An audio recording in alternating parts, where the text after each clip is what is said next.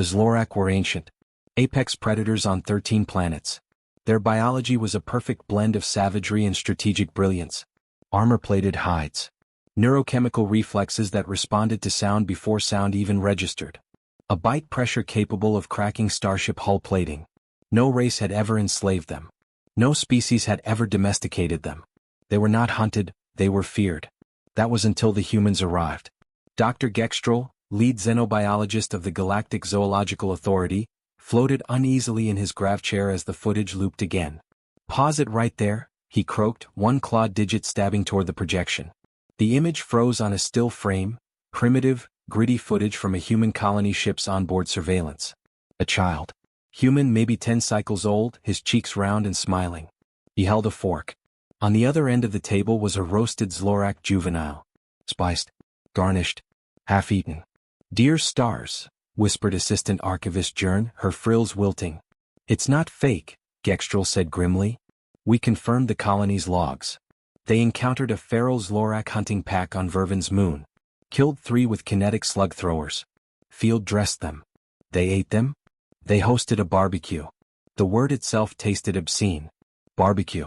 A celebration of violence where food and laughter merged. "They had sauces," Gextrol added hoarsely. "Multiple." The silence that followed was thick enough to choke a vacuum engine. "Begin a species-level threat reclassification," Gextrol ordered. "Humans are no longer probationary primates." "To what level, Director?" Jern asked. Gextrol stared at the image. At the child chewing thoughtfully through what had once been a galactic terror. He whispered, "Predation Class 0. When the Galactic Assembly first encountered humans, they had been amused. Hairless, fragile, absurdly emotional creatures with a chaotic range of cultures and no consistent planetary leadership. But now, the predators were nervous. Because humans didn't just fight their nightmares. They seasoned them. Captain VWRX of the Dominator-class flagship Skullex Obsidian hadn't slept in 43 rotations. Not since the Council had mandated an emergency briefing on human culinary habits and their implications. He snarled, flexing his mandibles as the ship's navigator played a recent intercepted signal from a human colony world. "I'm tellin' ya, Jim," a voice said, "grilled Gorgax ribs are so much better than that stringy Grovax meat. Plus, the Gorgax don't whine so much when you catch 'em." There was laughter. Then, terrifyingly, "Pass the hot sauce." VWRX slammed a claw into the holidable. "They mock our apex fauna like livestock. They do not fear pain," his lieutenant added. "Nor retaliation. They consume what we consider biological nightmares. It is not battle they seek. It is dominion." The Galactic Council met in hushed, paranoid sessions now. The term human exceptionalism had once been derisive. Now it was whispered like a plague name. Dr. Merthrel, the leading expert on predator-prey dynamics, delivered a speech that would later be classified as a contagion-level alert. "Every apex predator evolves to hunt," she said. "To control territory, dominate prey. But humans evolved to eat the apex predator." Murmurs of disbelief filled the chamber. She played footage from Earth's past. Crocodile hunters in swamps. Tribes taking down tigers with spears. Polar explorers eating wolves. Soldiers grilling snakes the size of a shuttle pod. "They do not see predators as threats," Merthrel said. "They see them as meals." Meanwhile, on a distant edge world, Specialist Taggart wiped the sweat from his brow and flipped the sizzling meat one more time. The Zlorak had been tough to bring down, sure. Took 3 full power packs and a cratered mountainside. But once you got past the armored hide? "Damn good protein," he muttered, brushing the glaze onto the ribs. His squad sat in a circle, mouths watering, rifles stacked casually behind them. "Imagine telling them this back home," Jenkins chuckled. "That we're eating apex predators for dinner." Taggart grinned. "Apex. Nah, that's us. They just didn't know it yet." In the core systems of the Galactica, the panic spread like solar fire. The Zixorians issued a Level 3 predator embargo. The Trexeri began studying human food preferences. And the mighty Draman Empire, the builders of war beasts and genetic apex clones, held an emergency summit. "We engineered our finest hunters. Released them on the humans. And what happened? They grilled them, Exalted One." Silence. "Grilled?" "Yes, your vastness." They called it a cookout. Humanity, for its part, remained unaware, or perhaps blissfully indifferent, to the galactic hysteria they'd ignited. Earth's broadcast networks continued producing cooking shows with titles like Predator Pit Masters and Beast Feast, Outer Rim Edition.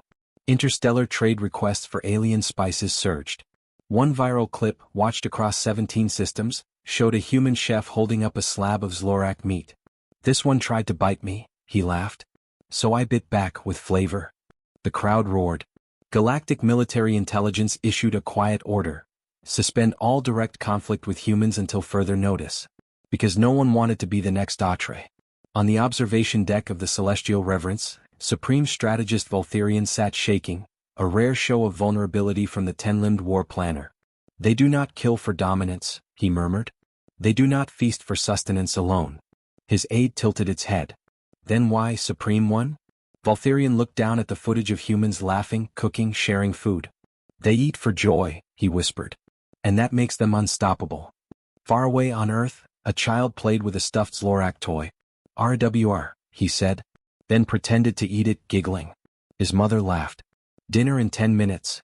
The child replied, "Can we have the spicy alien meat again?" She smiled. "Only if Daddy catches one first." The Zlorak homeworld, Shantari Prime, was quiet. Too quiet. High Matron Jex still stood in the sacred blood nest of her ancestors, staring at the ceremonial teeth-lined banners fluttering in the sulphurous wind. 4,000 of rotations, the Zlorak had ruled the predator pantheon of the galaxy. They were spoken of in reverent, hushed terror. Even the apex clones of the Draman Empire were engineered to mimic Zlorak hunting instincts. But now, they were meat. Roasted, sauced, garnished, consumed. By humans. "Summon the hunt clergy," Jex still rasped, her voice like gravel and thunder. "And prepare the voice stones. I will address the galaxy." The message spread faster than war. A Zlorak blood declaration. Not just a call to arms, but a demand for species-wide revenge. "We are not prey. We are the storm. And humans will learn what it means to be devoured." It echoed across subspace relays like a death knell. But even as war fleets stirred and battle chants rang from predator dens to command halls, something darker slithered beneath the surface. Fear. Because humans didn't flinch. They grilled. The first retaliation fleet arrived at Earth's outer colonies with precision and fury. 17 Zlorak war cruisers, each shaped like obsidian blades, each carrying hundreds of elite biological hunters bred solely for slaughter. Their arrival was silent. Their departure wasn't.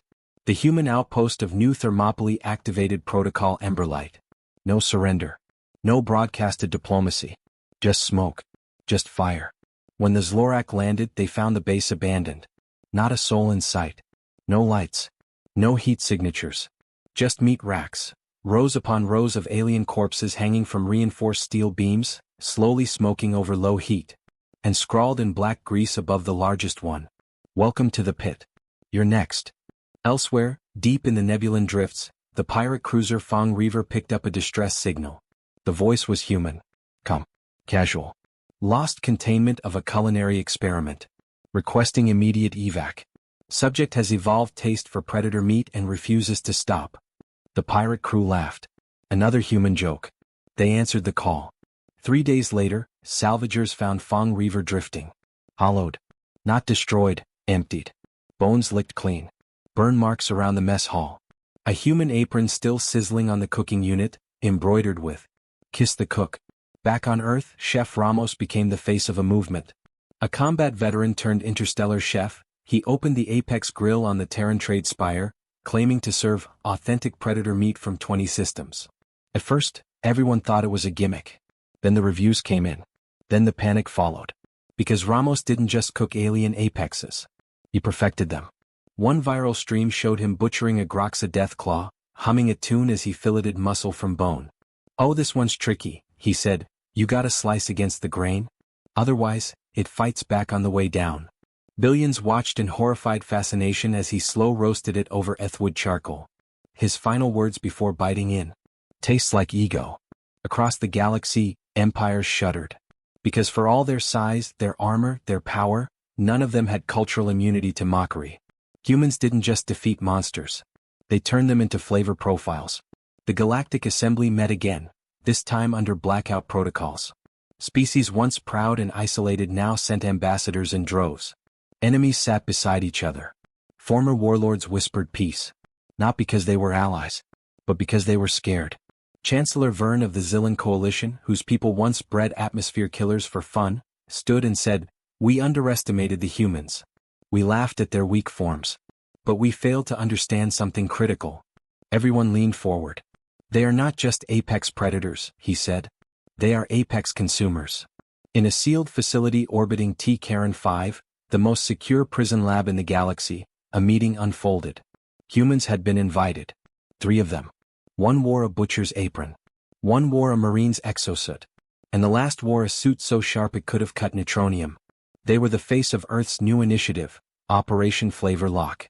"Let me get this straight," said Admiral Gex of the Farn Dominion. You want to trade recipes?" The Marine grinned. The chef passed over a data chip. "Start with that," he said. "It's for Zlorak hindquarters. Takes about 3 hours low and slow. But that's one of our most dangerous species." The human shrugged. "Not if it's on the grill." Meanwhile, on the edge of known space, a Zlorak huntmaster named Zultren made the mistake of boarding a Terran freighter alone. He was 6 meters tall. Spines like knives. Claws like plasma-forged scythes. And yet the crew didn't run. They invited him to dinner. He refused, obviously. Threatened them. So they trapped him. They didn't kill him. They marinated him. Footage leaked weeks later. A single Zlorak curled up on a spit, smoke curling around his trembling form. The humans called the dish terror tacos.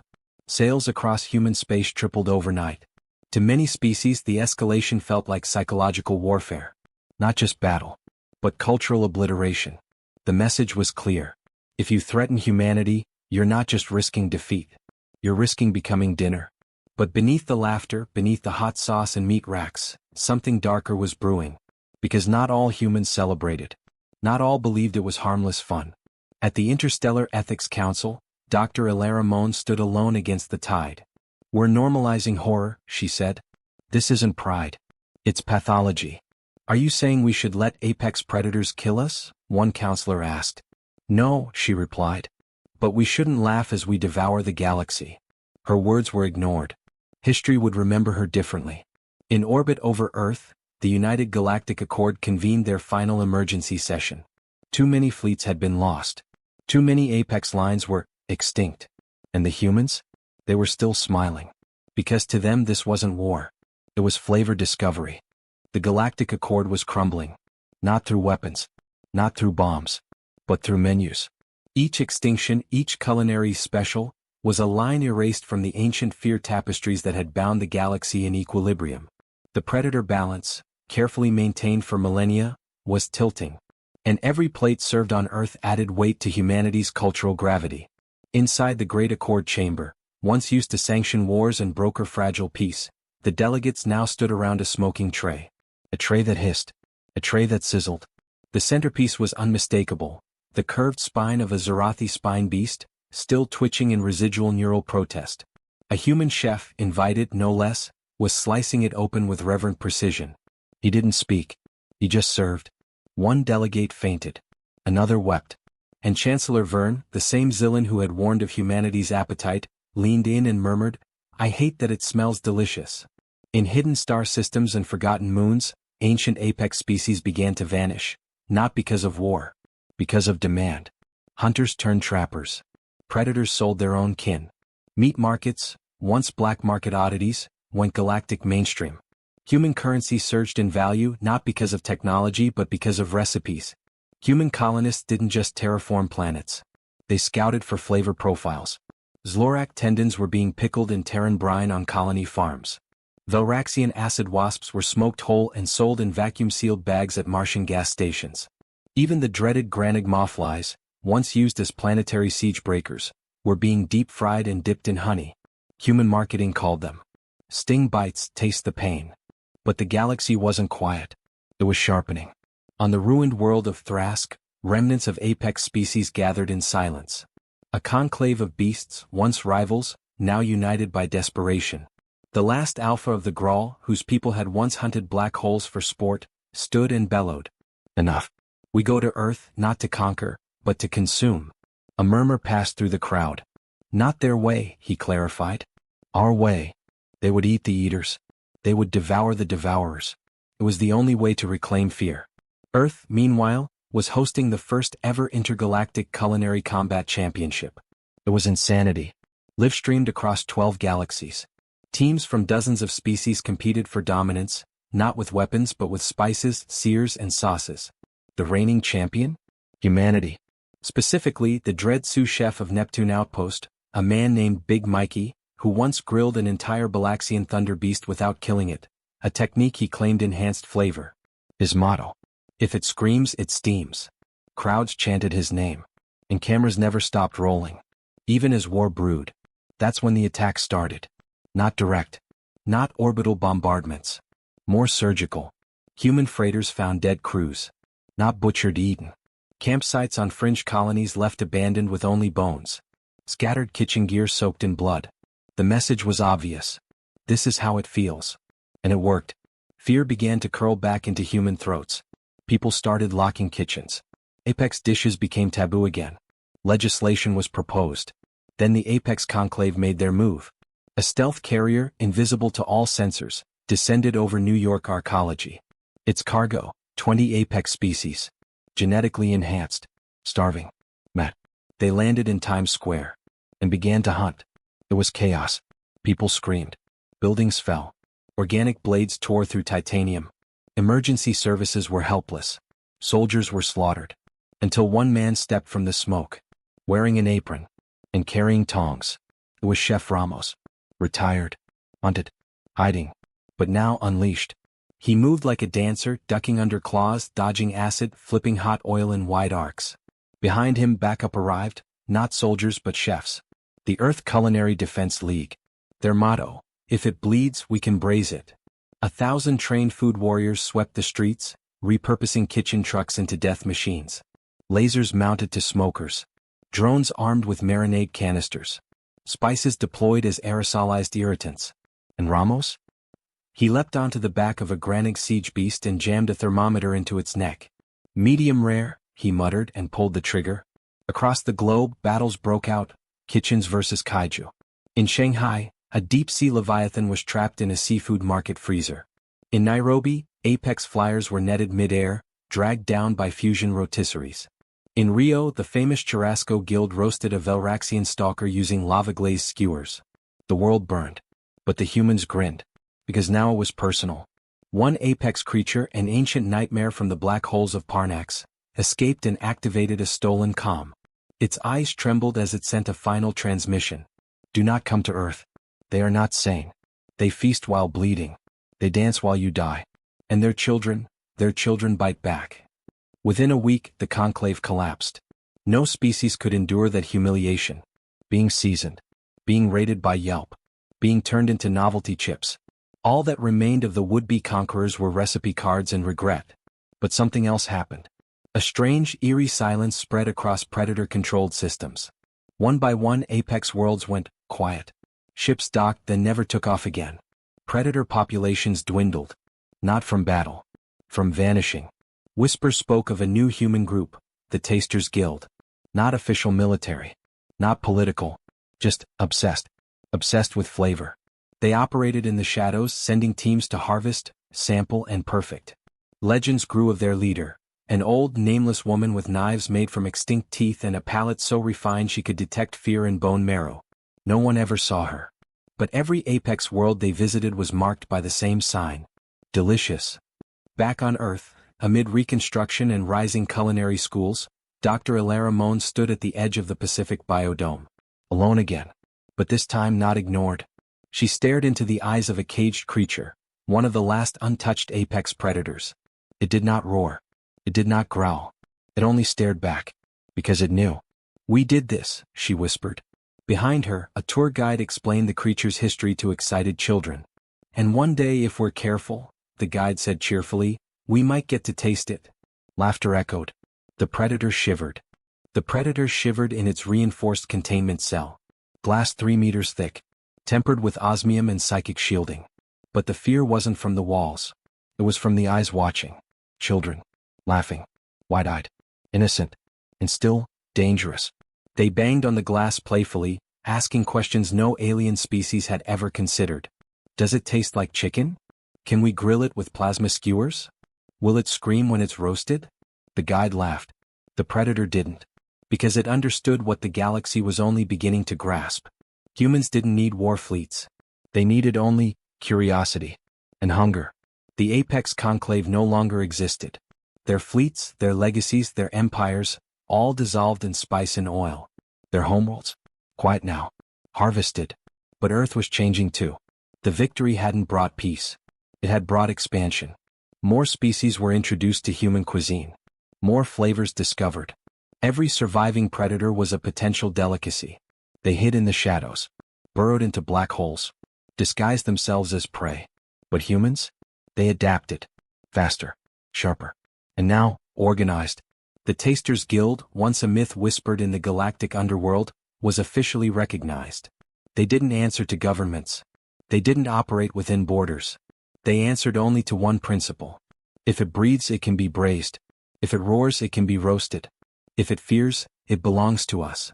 Their leader, the mysterious matron known only as Mother Thorn, finally stepped into the light. Her eyes were clouded.